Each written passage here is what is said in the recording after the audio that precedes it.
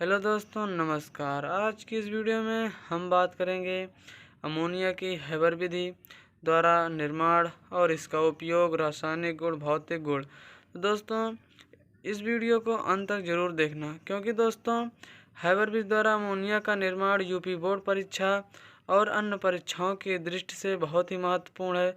दोस्तों, बिना देरी करते हुए हम आप आते हैं अपने टॉपिक पर।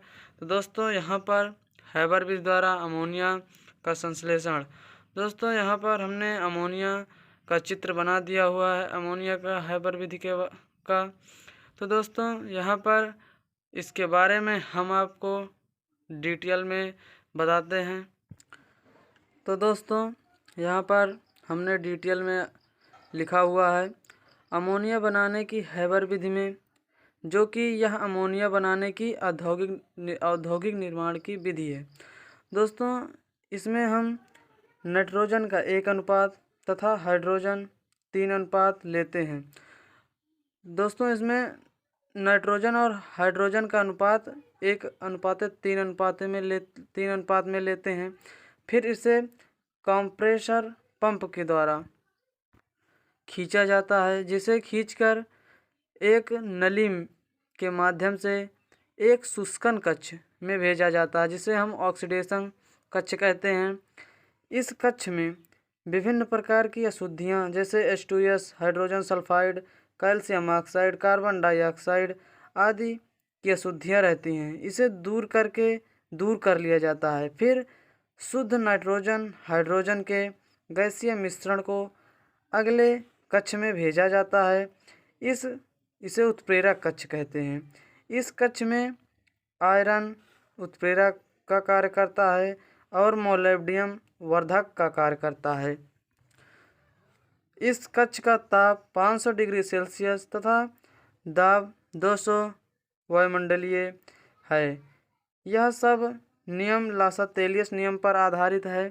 यह सब नियम दोस्तों लासातेलियस के नियम पर आधारित है। लासातेलियस का नियम अगर आपको नहीं पता होगा तो कमेंट बॉक्स में हमें ज़रूर बताइएगा, हम आपको लासातेलियस का नियम बताएंगे। यहाँ से बनी अमोनिया को शीतलक कक्ष में भेजा जाता है, जहाँ द्रव्य एवं लिक्विड के फॉर्म इकट्ठे कर लिए जाते हैं। जहाँ पर लिक्विड और द्रव का फॉर्म इकट्ठा कर लिया जाता है, अभी हम आपको चित्र में बता रहे हैं कहाँ पर द्रव और लिक्विड का फॉर्म इकट्ठा किया जाता है, जिसे सर्कुलेटिंग पंप के द्वारा सोख लिया जाता है और इसे फिर से उत्प्रेरक कक्ष में भेज दिया जाता है और फिर से अमोनिया बनने लगती है। यह क्रिया उत्प्रेरक कक्ष में तब तक चलती रहती है जब तक कि अमोनिया में परिवर्तित ना हो जाए। दोस्तों, यह रहा अमोनिया के चित्र का पूरा डिटेल। दोस्तों, चित्र में जैसा जैसा लिखा हुआ है, जैसा जैसा चित्र बना हुआ है, उसी के आधार पर हमने आपको अमोनिया की हैबर विधि का सचित्र वर्णन बताया है। दोस्तों, अब हम आपको इसका भौतिक गुण और रासायनिक गुण उपयोग बताएंगे, जो कि परीक्षा की दृष्टि से बहुत ही महत्वपूर्ण है।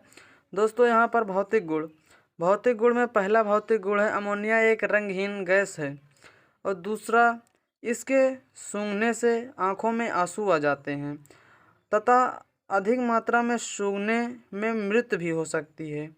तीसरा है अमोनिया जल में अत्यधिक विलेय है। चौथा है अमोनिया गैस विद्युत की कुचालक होती है। अब दोस्तों, रासायनिक गुण में दोस्तों आपको परीक्षा में इसी तरह पूछेगा कि आप दहन से अपक्रिया, जैसे अमोनिया की अपक्रिया ऑक्सीजन से कराते हैं तो क्या उत्पाद बनता है। इसी तरह अस्थायित्व कि अमोनिया का अस्थायित्व क्या है। इसी तरह के रासायनिक गुण आपसे पूछेगा। दोस्तों, इसमें पहला है हमने दहन से क्रिया कराई है। दहन, यहाँ पर अमोनिया ऑक्सीजन से क्रिया करके नाइट्रोजन तथा जल बनाती है। अब आपको लगता होगा कि हमने यहाँ पर दहन क्यों लिखा हुआ है। दहन इसलिए लिखा हुआ है क्योंकि अमोनिया जो होती है ना ही किसी से क्रिया करती है और ना ही जलने में सहायक होती है, लेकिन यह जब ऑक्सीजन से मिलती है तो पीली ज्वाला के साथ जलती है। इसीलिए हमने यहाँ पर ऑक्सीजन के साथ क्रिया कराया हुआ है। तो यहाँ पर नाइट्रोजन नाइट्रोजन तथा जल बना हुआ है। अस्थायित्व, यहाँ पर अस्थायित्व में अमोनिया को जब गर्म करते हैं तो नाइट्रोजन तथा हाइड्रोजन मुक्त होता है। ऑक्सीकरण, अमोनिया ऑक्सीजन से क्रिया करके पीटी जालक तथा 700 से 800 डिग्री सेल्सियस टेम्परेचर जब पर क्रिया करता है तो नाइट्रिक ऑक्साइड बनता है। फिर डाइबोरेन से क्रिया, डाइबोरेन का सूत्र होता है B2S6। यहाँ पर B2S6 जब अमोनिया से क्रिया करता है 400 से 450 केल्विन ताप पर, तो यहाँ पर बोरेजीन बनता है। बोरेजीन का सूत्र B3N3S6 प्लस हाइड्रोजन गैस मुक्त हो जाती है। अम्लीय प्रकृति में हमने यहाँ पर लिथियम के साथ क्रिया कराया हुआ है। लिथियम के साथ जब अमोनिया क्रिया करेगा तो यहाँ पर Al3N तथा हाइड्रोजन मुक्त हो जाएगा। दोस्तों, यह 5 गुण हैं। हमने आपको अमोनिया के रासायनिक गुण 5 बताए हुए हैं, जो कि बहुत ही इम्पोर्टेंट है।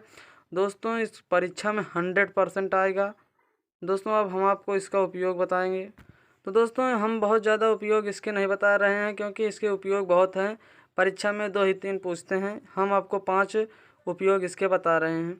दोस्तों, ये पहला यहाँ पर है विस्फोटक पदार्थ बनाने में। विस्फोटक पदार्थ जैसे NCl3, और यहाँ पर कृत्रिम रेशे बनाने में सोडियम कार्बोनेट व सोडियम बाइकार्बोनेट की साल्वे विधि में, बर्फ बनाने के कारखानों में प्रशीतक के रूप में, व्यंजक चूर्ण के निर्माण में। तो दोस्तों, यह अमोनिया की हैबर विधि का निर्माण था। दोस्तों, आशा करता हूँ कि आपको वीडियो पसंद आया होगा। तो चैनल को सब्सक्राइब और वीडियो को लाइक कर देना। धन्यवाद दोस्तों।